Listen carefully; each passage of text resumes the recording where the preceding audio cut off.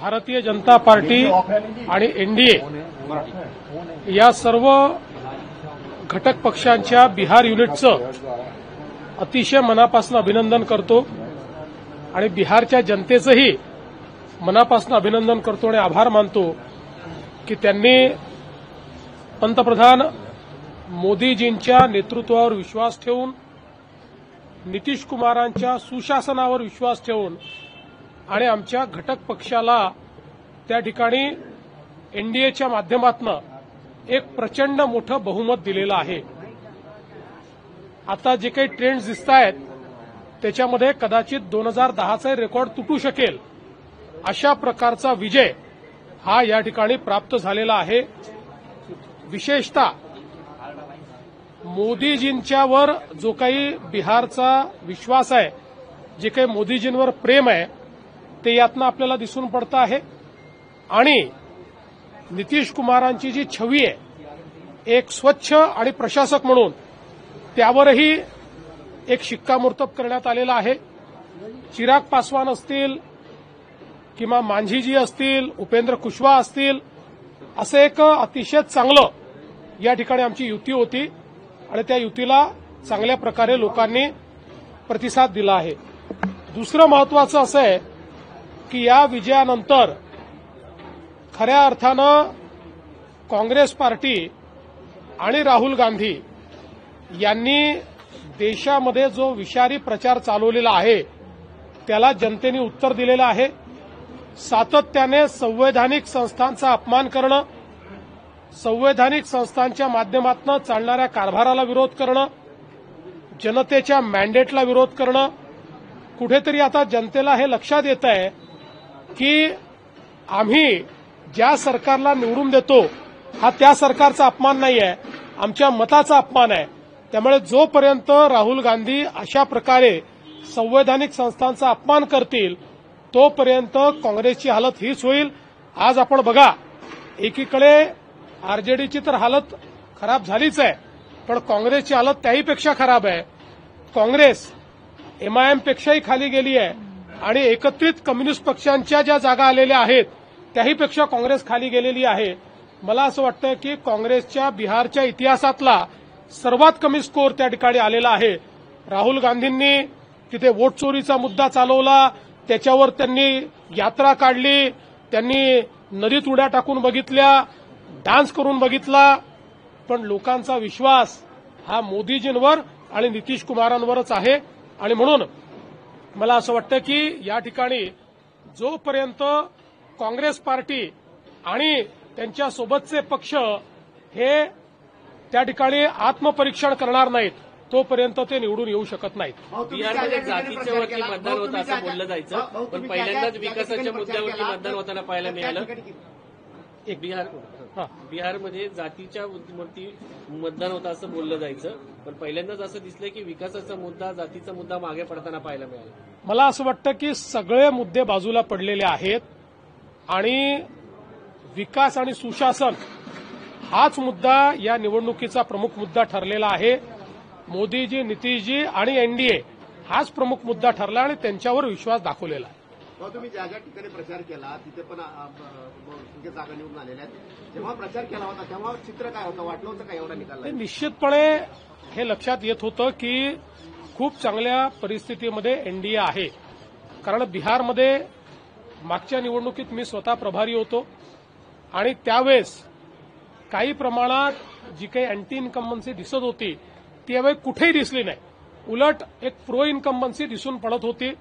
आपल्यापैकी काही पत्रकार मला बिहारमध्ये भेटले होते, त्यांनाही मी त्यावेळेस हे सांगितलं होतं की मला मागच्या वेळेस अँटी इन्कम्बन्सी काही प्रमाणात दिसत होती, पण यावेळेस प्रो इन्कम्बन्सी दिसते आणि अक्षरशः त्या प्रो इन्कम्बन्सीचाच आज रिझल्ट आहे.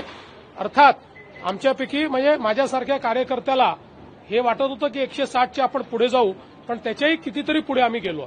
ज्ञानेश कुमार म्हणतात, ज्ञानेश कुमार काँग्रेसचा आरोप आहे की ज्या पद्धतीने जे कमिशनर आहेत मुख्य निवडणूक आयुक्त ज्ञानेश कुमारची ही रणनीती आहे. ज्ञानेश कुमारांचा विजय आहे, भाजपचा विजय. मी पुन्हा सांगतो, जोपर्यंत सत्य स्वीकारणार नाहीत तोपर्यंत यांचं पतनच होत राहील. हे इतके खोटारडे लोक आहेत यांना या मुद्द्यावर 3-3 वेळा कोर्टात गेले, हे कोर्टामध्ये हारले. त्यानंतर इलेक्शन कमिशनने चॅलेंज दिला काँग्रेसला, चॅलेंज की तुम्ही जे म्हणताय ते येऊन या ठिकाणी तुम्ही प्रूव्ह करून दाखवा. गेले देखील नाही, कारण त्यांनाही माहिती आहे की ते हवेत बोलतायत. हवेत बोलून तुम्ही एकदा कन्फ्युजन तयार करू शकता. लोकसभेच्या वेळी त्यांनी फेक नरेटिव्ह तयार केला, पण फेक नरेटिव्हवर प्रत्येक वेळी विजय मिळत नाही. फेक नरेटिव्ह जसा संपतो तसं लोकांना सत्य समजतं. काँग्रेसचा फेक नरेटिव्ह संपलाय हे जर त्यांना समजलं नाही तर बिहारपेक्षा वाईट स्थिती ही त्यांची भविष्यात होत राहील. बिहारचा मुख्यमंत्री कोण असेल? नितीश कुमार हेच मुख्यमंत्री. असं आहे की नितीश कुमारजींच्या नेतृत्वात ही निवडणूक झाली आहे. आता मुख्यमंत्री पदाच्या संदर्भात भारतीय जनता पार्टीचे आमचे शीर्षस्थ नेते मोदीजी असतील, नितीशजी असतील, हे सगळे मिळून निर्णय करतील. त्या संदर्भात बोलण्याचा अधिकार मला नाही. म्हणजे अगदी स्पष्ट आहे की नितीशजींच्या नेतृत्वामध्ये या निवडणुका केल्या आहेत. वेळोवेळी अमित शहाजींनी अतिशय स्पष्टपणे सगळी भूमिका मांडली आहे. त्यामुळे त्यानुसार जे काही निर्णय आहेत ते होतील. या संदर्भात कुठलंही कमेंट करण्याचा आमचा अधिकार नसतो. आमच्या पार्लमेंटरी बोर्डाचा किंवा आमच्या शीर्षस्थ नेत्यांचा तो अधिकार आहे. तुम्ही दिल्लीत आलात, राम सुतार यांना नाही सर, ज्या पद्धतीनं राज्यामध्ये लाडली बहीण चालली आणि त्याच दुसरी की आता धर्तीवरती स्थानिक चालली स्वराज्य संस्थेवर परिणाम होणार का? बिहारमध्ये. मला असं वाटतं की बिहारमध्ये निश्चितपणे पहिलेही दरवेळी बिहारमध्ये महिलांनी आमच्या एनडीएला वोट दिलेला आहे. मोदीजींवर, नितीशजींवर महिलांचं विशेष प्रेम आहे आणि याही वेळी ते झालेलं आहे. पण आपण बघा, केवळ महिला नाही तर युवांनी देखील भरभरून मतदान दिलं आहे. लोक म्हणायचे महिला देतील पण युवा देणार नाहीत.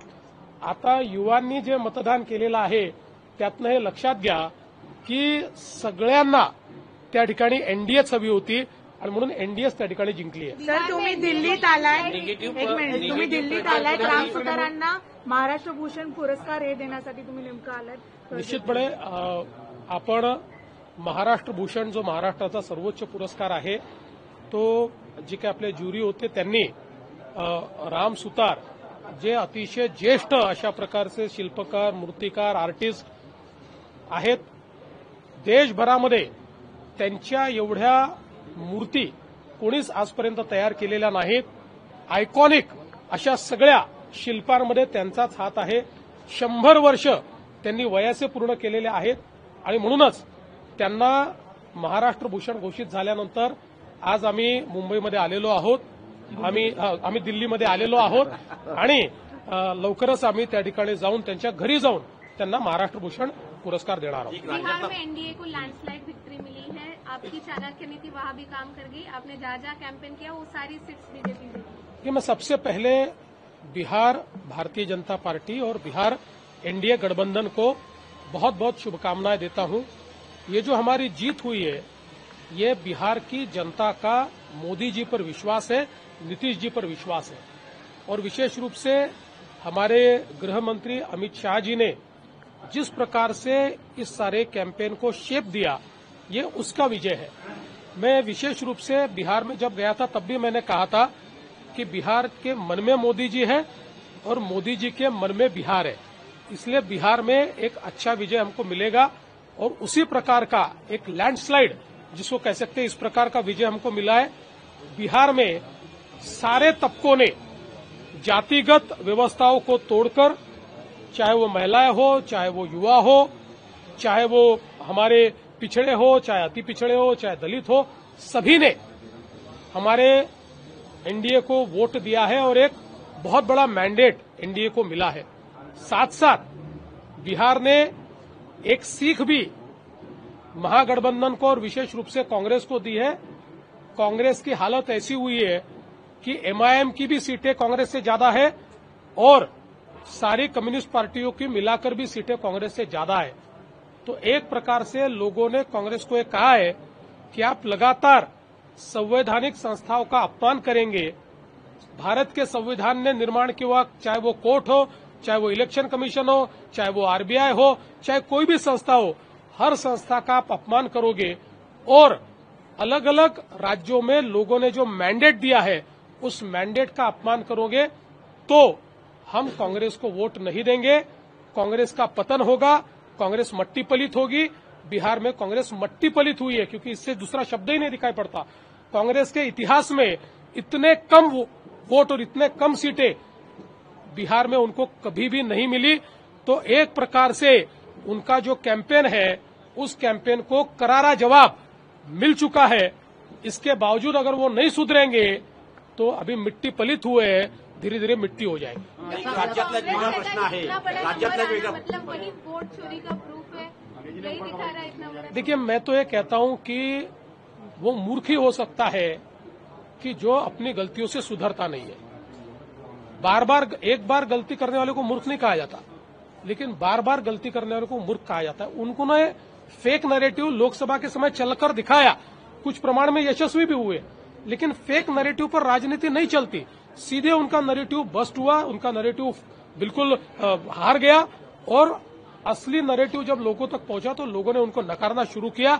आज भी इस बात को अगर नहीं मानेंगे तो मट्टी ही बन जाएंगे।